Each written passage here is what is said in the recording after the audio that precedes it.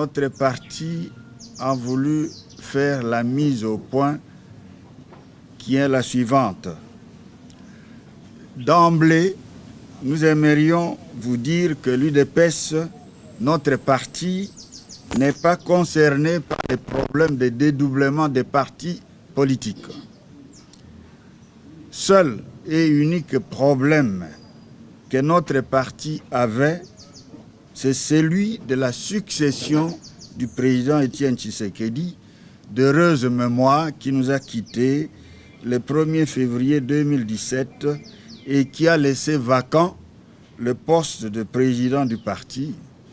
En plus, notre parti n'a jamais saisi le CENSA.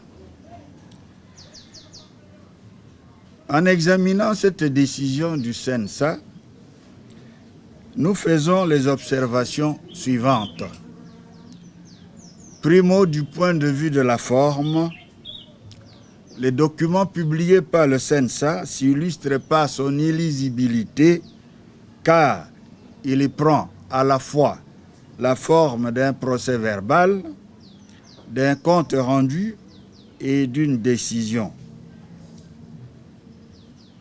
Ensuite, cette décision se termine par des recommandations et ne désigne aucune structure appropriée pour son exécution. Du point de vue du fond, le CENSA a outrepassé sa mission et ses compétences lui confiées par l'accord de la Saint-Sylvestre en voulant trancher des questions qui relèvent des cours et tribunaux. Le CENSA a délibérément violé l'accord de la Saint-Sylvestre dans son chapitre 5.4 qui dispose que, je cite, « Les parties prenantes demandent au ministère ayant l'intérieur et la sécurité dans ses attributions de s'abstenir de se mêler de quelque manière que ce soit ou d'arbitrer des conflits internes des partis politiques qui relèvent des cours et tribunaux. » Ça, c'est d'une part. Et d'autre part, d'instruire les autorités territoriales d'éviter toute entrave aux activités des organisations politiques dans leurs juridictions respectives. Fin de citation. Le CENSA a fait une interprétation partisane de l'article 26 des anciens statuts de l'UDPS. J'ai fait allusion au statut de 2013. En effet, on se rend manifestement compte que le CENSA n'a pas bien lu les dispositions de cet article 26 qui ne prête nullement à confusion. L'article parle d'un directoire et non d'un seul membre de ce directoire à qui le CENSA, dans sa décision, reconnaît abusivement les compétences de présider seul le parti après le décès du président et surtout pour une longue durée qui serait indéterminée.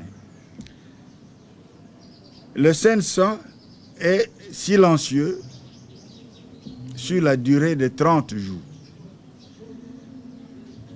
Le CENSA n'a pas compris que cet article 26 fait partie des statuts de l'UDPS tout court et non d'une certaine UDPS Tshisekedi qui ne dispose ni de statut ni d'existence légale.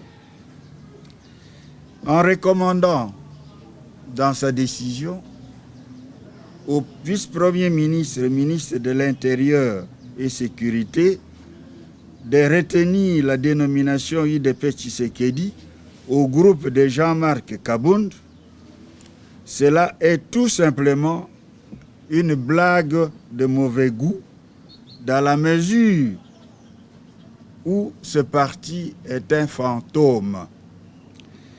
À moins que le CENSA cherche à tout prix à trouver de manière partiale un parti pour le groupe de Jean-Marc Kaboun. En conclusion, nous disons que l'UDPS, le CENSA a statué ultra petita. Dans ces conditions, l'UDPS poursuivra les actions entamées devant les cours et tribunaux jusqu'à ce qu'elle gagnera tous les procès à ce sujet. Je vous remercie.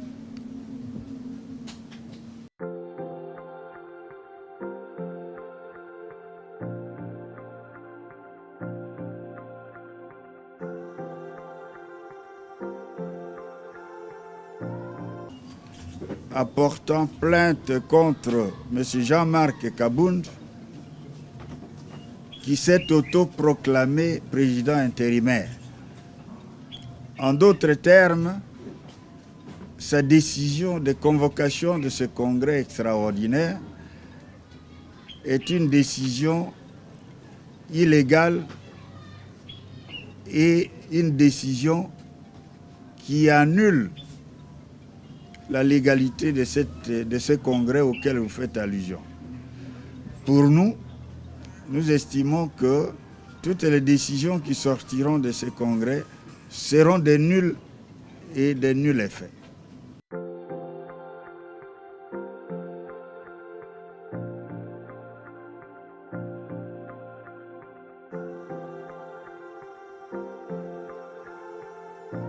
Et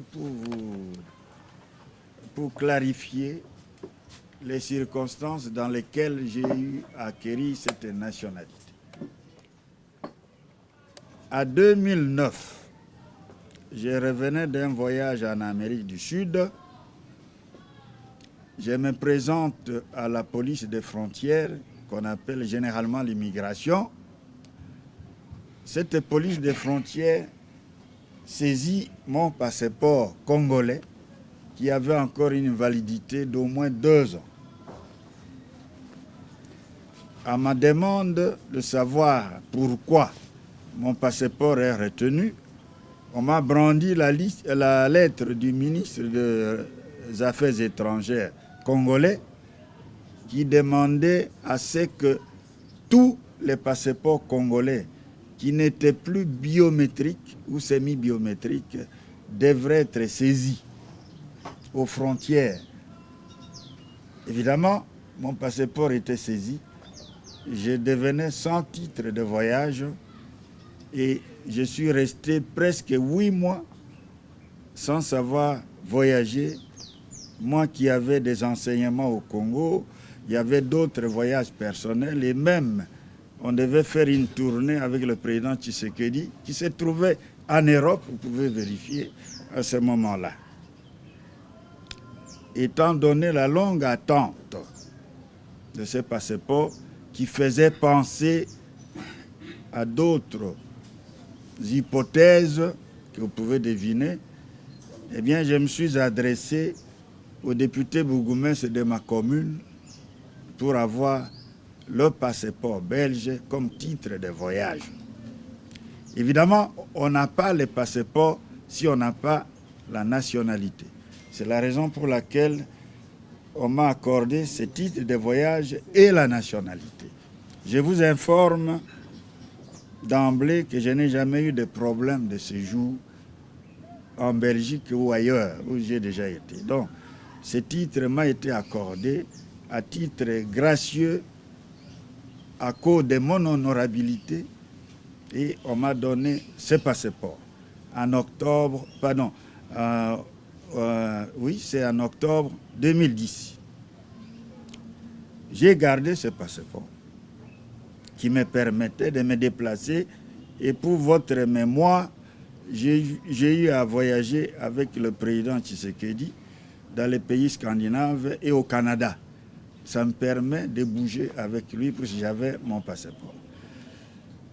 Mais avant d'entrer au gouvernement, lorsque Sami Badi Banga m'avait sollicité pour entrer au gouvernement, sa sollicitation remonte fin novembre 2016. j'ai accepté, mais la condition sine qua non était de renoncer à ma nationalité d'acquisition. C'est la raison pour laquelle, le 2 décembre 2016, je me suis présenté à ma commune à Bruxelles officiellement avec une lettre pour renoncer à cette nationalité. Évidemment, les Belges sont vite surpris par quelqu'un qui vient demander à renoncer à la nationalité pour des raisons personnelles. Je ne voulais pas leur donner mes raisons.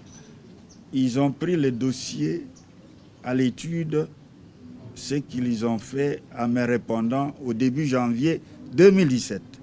M'entre-temps, j'avais fait ma renonciation et j'avais réservé aux copies au ministre congolais de la Justice. C'est ainsi que je suis rentré au gouvernement le 19 décembre 2016. La suite, vous la connaissez, il y a eu régularisation de ma situation avec des documents à l'appui qui attestent que j'ai bel et bien recouvré ma nationalité congolaise et je me sens très fier de cela.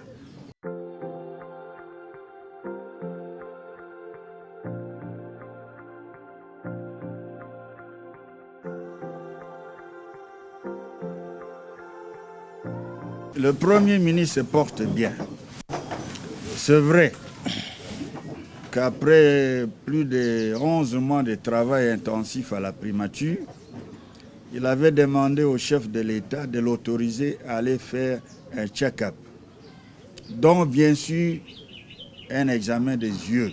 Ce n'est un secret pour personne qu'il a des problèmes visuels. Il a dû être hospitalisé à un moment donné pour une petite intervention chirurgicale au niveau de l'œil.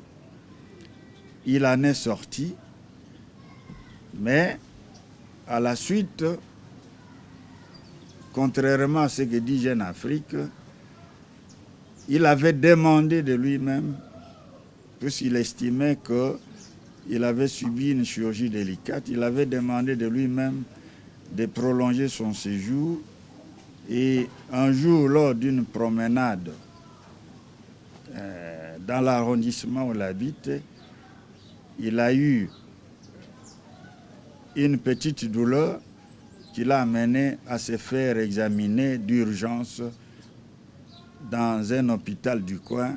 Et il est dans son hôtel, il se porte bien, il subit sa convalescence et bientôt il sera des nôtres. Mais si vous savez que quand vous êtes entre les mains d'un médecin, que je suis par exemple, vous n'êtes pas maître de votre destin. Vous devez absolument respecter les consignes du médecin.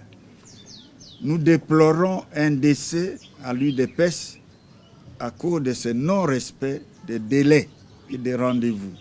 Donc, vous comprenez que le Premier ministre, qui est parfaitement au courant de ce qui s'est passé dans notre parti pour non-respect des délais et des rendez-vous médicaux, a besoin d'être rassuré avant de revenir au pays. Et je vous l'ai dit, j'affirme avec force qu'il va nous revenir avec toutes ses forces. Nous parlons avec lui régulièrement au téléphone et je pense qu'il n'y a pas d'inquiétude de ce côté-là.